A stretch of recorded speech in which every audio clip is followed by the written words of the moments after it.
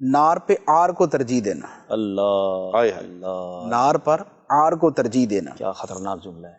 یہ اعلیٰ حضرت علیہ رحمہ اس طرح کی بات ارشاد فرماتے ہوتے ہیں ہائے ہائے۔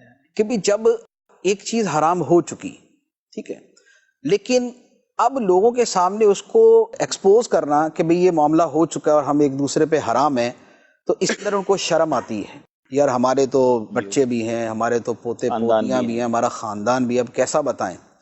تو ایک طرف یہ آر ہے لیکن دوسری طرف نار ہے، اللہ اللہ اللہ۔ آگ۔ وہ اس آگ، تو وہ اس آر کے چکر میں، شرم کے چکر میں نار آگ کو اور یہ اختیار، بہت جگہ پر ہے مفتی صاحب، بہت ساری جگہ صرف طلاق پہ نہیں ہے، یہ تو زندگی میں بہت سارے ایسے پہلو ہیں کہ انسان سے غلطی ہوتی ہے، وہ رجوع نہیں کرتا، مانتا نہیں ہے۔ مانتا نہیں ہے، وہ کہتا ہے نہیں میں ٹھیک ہوں، اور میں وہ نہیں صرف مانتا۔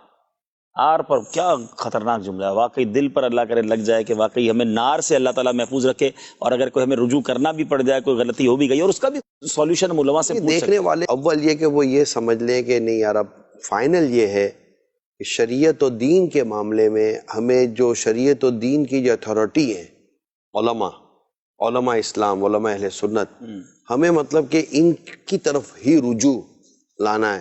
حضور آپ ورائیں کیا صحیح ہے کیا غلط ہے، اور یہ پتہ چل جاتا ہے کہ یار یہی تو ہے جو دین سکھا سکتے ہیں، یہی تو ہے جو مطلب کہ ہمیں یہ ساری باتیں بتا سکتے ہیں۔